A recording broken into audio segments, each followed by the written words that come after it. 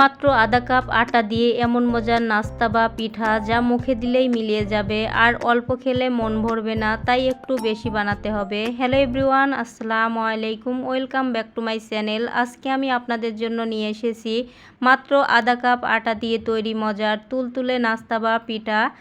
এতটাই সুস্বাদু হয় যে অল্প খেলে কিন্তু মন ভরবে না। তাহলে চলুন দেখে নেই খুব সহজে কিভাবে তৈরি করছি এই মজার আটার পিঠা রেসিপি। দেখুন এখানে আমি একটা বড় বাটি নিয়েছি। এখন আমি ওই বাটিতে ছোট এক বাটি মেপে ময়দা দিয়ে দিলাম, তবে আপনারা আটা দিয়েও বানাতে পারেন। পরিমাণ মতো লবণ দিয়ে দিলাম। এখন লবণ আর ময়দাটা হাত দিয়ে সুন্দর করে মিক্স করে নেব। এই যে মিক্স করা হয়ে গেছে, এ পর্যায়ে নর্মাল পানি দিয়ে কিন্তু এই ডোটা বা বেটারটা বানিয়ে নেব। প্রিয় বন্ধুরা, এভাবে করে অল্প অল্প করে পানি দিয়ে ডোটা বানিয়ে নিচ্ছি, তাহলে কিন্তু কোনো রকম শক্ত হবে না, আবার একদমও নরম হবে না। সুন্দর মতো ডোটা হলে পিঠা বা নাস্তাগুলো কিন্তু সুন্দর হবে।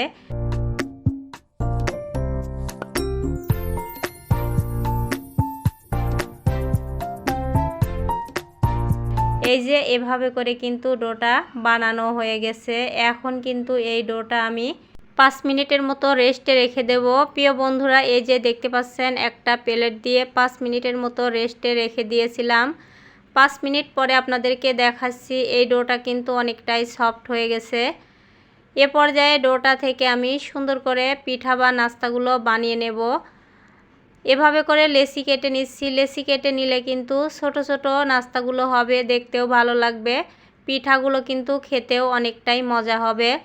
তবে প্রিয় বন্ধুরা, আমার চ্যানেলে কিন্তু প্রতিদিনই একটা একটা করে নতুন নতুন রেসিপি আপলোড হয়। রেসিপিগুলো দেখার জন্য অবশ্যই চ্যানেলটি সাবস্ক্রাইব করে পাশে থাকা বেল আইকনটি অন করে রাখতে হবে। তাহলে যখনই রেসিপিগুলো আপলোড হবে নোটিফিকেশন যাওয়ার সাথে সাথে সময় করে রেসিপিগুলো আপনারা দেখে নিতে পারেন। এভাবে করে দেখতে পাচ্ছেন লেচি থেকে আমি অনেকটাই চিকন চিকন করে এই নাস্তাগুলো বানিয়ে নিচ্ছি।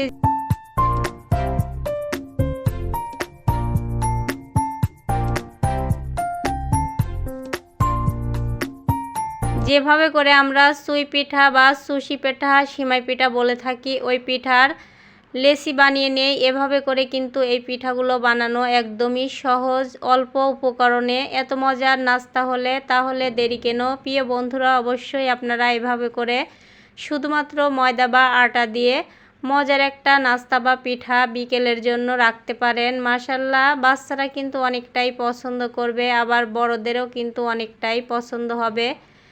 এভাবে করে কিন্তু সম্পূর্ণ পিঠাগুলো আমি বানিয়ে নেব প্রিয় বন্ধুরা।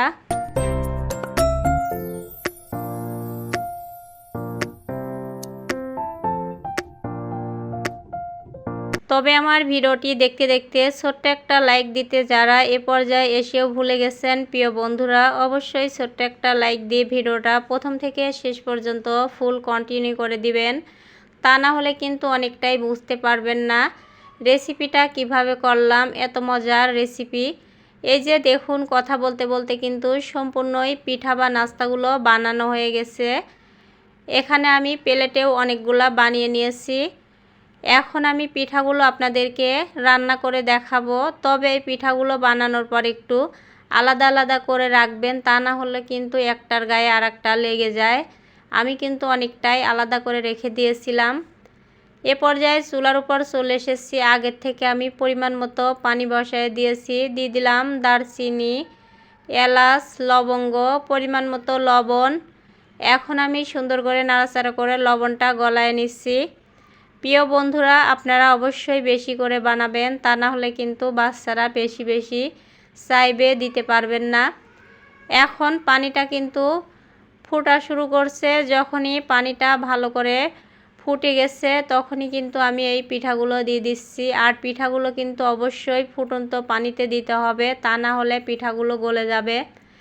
এখন পিঠাগুলো দেওয়ার পরে আবারও সুন্দর করে ভালো করে কিন্তু ফুটায় নেব প্রিয় বন্ধুরা। এই যে সম্পূর্ণ পিঠাগুলো কিন্তু দেওয়া হয়ে গেছে। এখন আলতো হাতে নাড়াচাড়া করতে হবে, তা না হলে পিঠাগুলো গলে যাবে। অবশ্যই ছোট্ট ছোট্ট টিপসগুলো ফলো করবেন, তাহলে কোনো একটা রেসিপি আপনাদের অনেকটাই সুন্দর হবে। এখন ভালো মতো ফুটে গেছে। এখন আমি এখানে দিয়ে দিচ্ছি পরিমাণ মতো চিনি। চিনিটা আপনারা কম বেশি করে দিতে পারেন, কার কীরকম মিষ্টি পছন্দ সেভাবেই দিবেন। চিনিটা দেওয়ার পরে আবারও আলতো হাতে সুন্দর করে নাড়াচাড়া করে দিচ্ছি। প্রিয় বন্ধুরা দেখতে পাচ্ছেন পিঠাগুলো কিন্তু একদমই গলে নাই। এভাবে করে রান্না করলে ঠিকই পিঠাগুলো সুন্দর থাকবে। এখন আমি এখানে দিয়ে দিলাম 1 প্যাকেট গুঁড়ো দুধ। অফ ক্যামেরায় আমি নর্মাল পানি দিয়ে গলিয়ে রেখে দিয়েছিলাম। আপনারা এখানে তরল দুধ ব্যবহার করতে পারেন, তাহলে আরও মজা হবে। তাও এই গুঁড়ো দুধ দিয়ে কিন্তু রেসিপিটা অনেকটাই লোভনীয় হয়। গুঁড়ো দুধটা দেওয়ার পরে আবারও সময় নিয়ে কিন্তু সুন্দর করে আমি ফুটে নিলাম। প্রিয় বন্ধুরা এখন কিন্তু পিঠা বা নাস্তাটা আমার রেডি হয়ে গেছে। আপনাদেরকে আমি কয়েক মিনিট পরে নামিয়ে পরিবেশন করে দেখাবো আমার পিঠা রেসিপিটি কেমন হয়েছে।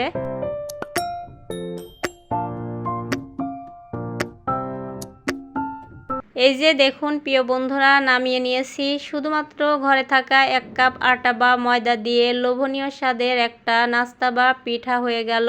এখন আমি একটা বাটিতে ঢেলে পরিবেশন করে নিচ্ছি। প্রিয় বন্ধুরা এই যে দেখুন মাশাআল্লাহ কতটা লোভনীয় দেখা যাচ্ছে, আপনারা দেখেই বুঝতে পারছেন। তবে আমার রেসিপিটি আপনাদের কাছে কেমন লাগলো, যদি ভালো লেগে থাকে একটা লাইক দিবেন, সুন্দর একটা কমেন্ট করবেন, আর আপনার পরিবার পরিজনদের দেখার জন্য একটা সুযোগ করে দিবেন শেয়ার করে। আর যদি বেশি ভালো লেগে থাকে এমন সহজ সহজ সুস্বাদু রেসিপি পেতে হলে অবশ্যই চ্যানেলটি সাবস্ক্রাইব করে পাশে থাকা বেল আইকনটি অন করে রাখতে পারেন, তাহলে অবশ্যই নোটিফিকেশন গেলে রেসিপিগুলো দেখে নিতে পারেন।